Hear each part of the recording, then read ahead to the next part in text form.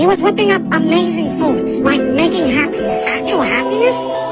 Actual happiness. Enjoy. Rick and Morty Season 9 is officially the unofficial best season of the show, in my opinion. When a season starts with a banger, that's already more than enough to get fans hooked for the rest of the season. But when the very next episode and 2 other episodes in the season are not just standout episodes for the season itself, but the entire show as a whole, and you pair that with 6 other great episodes, that's what gets a season its place as one of, if not the very best seasons of the show. Both fans and critics have agreed that Season 9 is something special. Users on IMDb has given Season 9 the first without an episode rated 7 or below in 4 years. And thanks to the high ratings of the big episodes, such as the first 2 episodes getting an 8.8, episode 7 receiving a 9.2, and episode 10 earning a 9.3, the season averages an impressive 8.2, which on the low end means that fans liked this season more than any other season since Season 4. Critics on Rotten Tomatoes, though, have given Season 9 the show's first ever 100% rating. Episode 1 has also been nominated for an Emmy,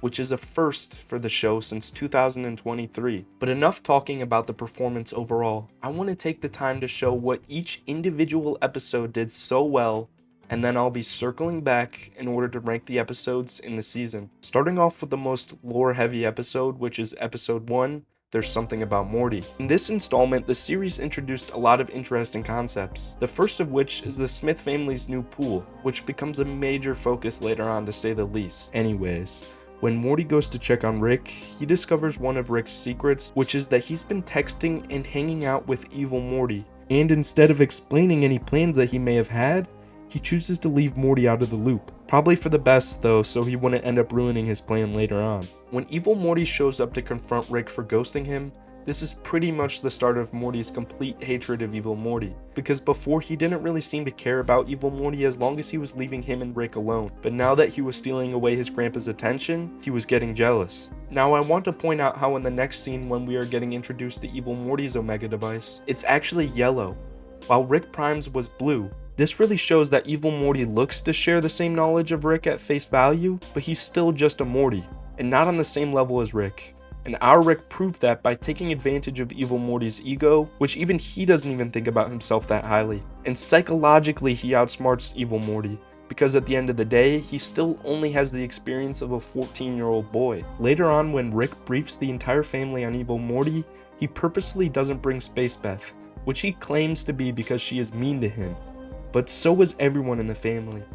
I think that this is actually the final nail in the coffin that proves that Space Beth is just the clone. Because if he knew that she was the real Beth, or even if he didn't know yet, he would have went out of his way to keep her safe. After evil Morty came for them is when Morty cracks the evil Morty code. All he had to do was just call out evil Morty's own insecurities, and that's what sent him running. When evil Morty killed his Rick, he tried to fill that power vacuum, but he didn't have the emotional baggage and the work required to actually pull it off. So all he would ever be is just a lesser Rick who can't handle the same level of emotions as even a normal Morty. At the very end of the episode, evil Morty thinks he's better than all Ricks by thinking he's smart enough to just do time travel. But that same cockiness was a part of Rick's plan, allowing him to trap evil Morty in the end. Overall, episode 1 was absolutely amazing, probably one of my favorites of the whole evil Morty saga. The blend of canon and crazy fight scenes was perfect, and I could definitely see why it was nominated for an Emmy Award. The events of There's Something About Morty leads directly to the overlooking arc for the rest of the season. With Rick Prime dead and evil Morty trapped in time prison, there is no longer a main villain waiting to attack at any moment. But what if there was, and always has been, and they are only just now becoming the center of attention? And that's directly thrown in our faces in episode 2, Rick Days, 7 Nights. Episode 2 started off very normal and wholesome, even to the point that I originally thought that this guy was Jerry, especially since he almost hit a deer and Jerry's got a past with deers. Once this man is revealed to be Rick, he heads to a bowling alley where I immediately notice something strange. In the whole opening sequence, Rick is wearing a lot of layers, even when he's sweating and even when he's inside. I think this could represent how the real Rick is hiding deep inside, and the surrounding clothes is the Ted identity that he built for himself. And all of that is interesting because in the very next scene, he's the only one without a coat. It's ironic that in the same scene that Ted isn't wearing all those protective layers, he happens to get his first glimpse at the real Rick. In the next few scenes, he's absolutely freezing wearing only an undershirt, leaving him vulnerable and exposed to the outside world. But when Ted accepts things for what they are, only then does he suit back up in a coat. And later on, when Ted starts to act like Rick again, he starts wearing Rick's clothes.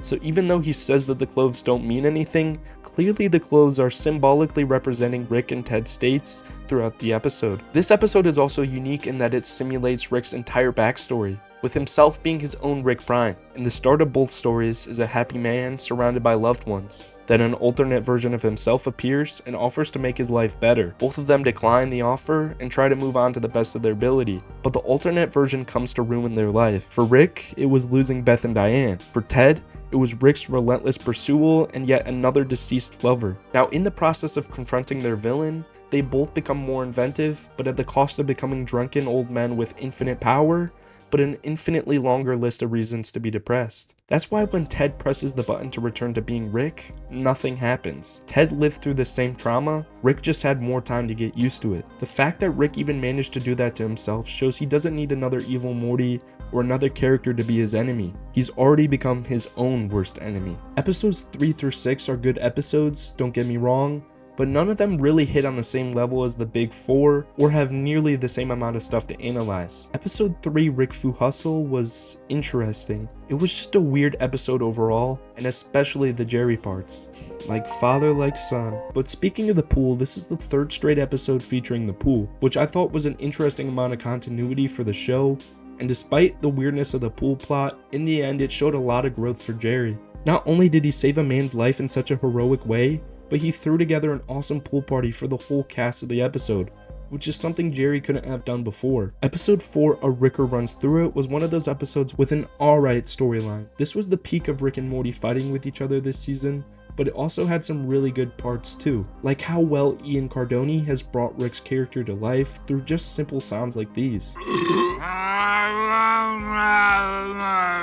The entire episode also mirrors what Rick said before, which was that when he makes stuff, it works, because no matter what Rick tried, he just couldn't open his security latches, and they were even locking himself out. Also at the end, Rick tells Morty he's gonna be just like him, which kind of represents an entire episode later in the season. Episode 5, Jerbud, is another growth episode for Jerry because he finally lands himself a job, with the help of breakfast drugs that take over his entire body. But hey, at least he's employed. Also, quick side tangent, but it's funny to me that the job Jerry got would mean that he would make almost $100,000 more than Beth a year, which finally makes him the man of the house. And that might be an interesting dynamic for later seasons. Anyways, as for the other storyline, it was just one of those plots of us bringing back an OG character in some weird plotline, like Unity in Season 7 and Morty Jr. in Season 8. Both of the plot's endings were also incredibly satisfying, which is always great. Episode 6, E Rickerhead, is still in that second tier of episodes, but it was probably my favorite apart from the top episodes. Earlier I said that Rick was free of any villains, and he straight up says that exactly. It was pretty awesome seeing how well he bonded with his grandkids in this episode,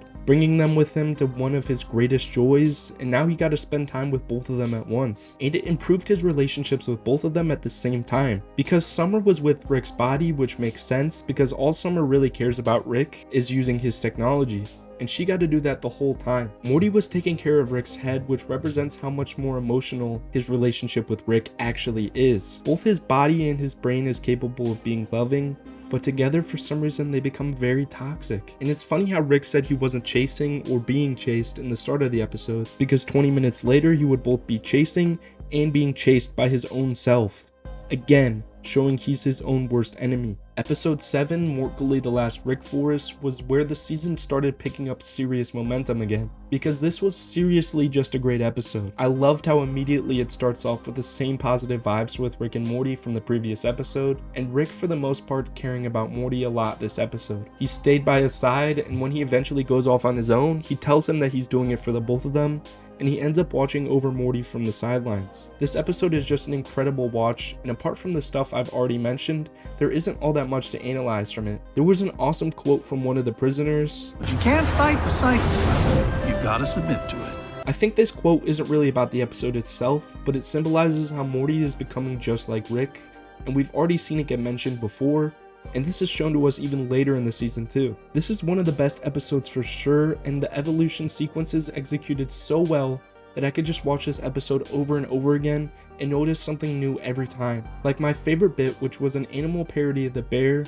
which is one of my favorite shows right now, so it's cool to see it in Rick and Morty. Throughout the episode, Rick and Morty drift away from one another, and they both somewhat end up independent, but just like in their normal lives, they both end up needing one another, and that's the only way that they can make it out. Episode 8, Ricky and Mort A Dream, was interesting just because of all the destruction and chaos involved. Morty's plot of using a parasite to numb his brain of all that's bad in the world, while allowing it to eat up his own empathy, was definitely strange. It was cool that we fully saw his perspective in those parts of the episode, which made it feel a lot more immersive and relatable. The other plot was yet another positive episode for Jerry, where he helped Summer save another person's life. And while Morty's empathy was being eaten away, Jerry had to pretend like he had no empathy at all to try and trick a serial killer into thinking he was one too. And later, Morty is able to connect with the killer because of his own lack of empathy. Episode 9, Salute Your Morts, is good, and then incredibly weird at the same time. I really liked how Beth and Jerry were hanging out with each other, being happily married for what seems like the first time. And then you have Morty and Summer, who are trapped into a weird summer camp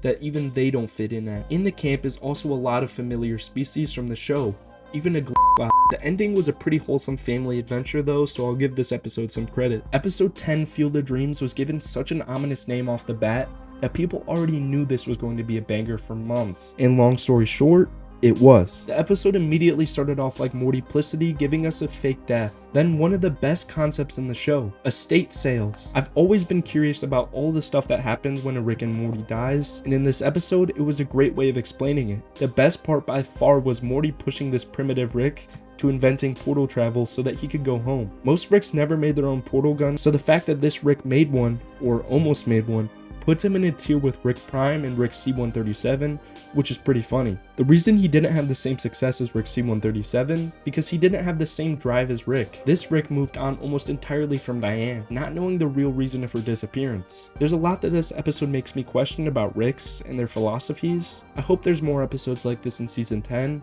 and I'm very excited. Okay, now after looking back at every episode from worst to best, my season 9 tier list has to be Rick Fu Hustle, Salute Your Morts, Ricky and Mort A Dream, A Ricker Runs Through It, Jarebud, You Ricker Head, There's Something About Morty, Morkily The Last Rick Forest, Field of Dreams, and Rick Day's 7 Nights. The top 3 were so hard for me to rank because they were all so good, but I think Rick Day's 7 Nights is my favorite. Now I hope you enjoyed season 9 as much as me. I'll be making an entire video about Jerry soon, especially how much he's grown in season 9. If you want a longer, more detailed dive into season 9, I recommend Work in Progress's video. I was even in it, so go check it out. Thank you for watching, goodbye.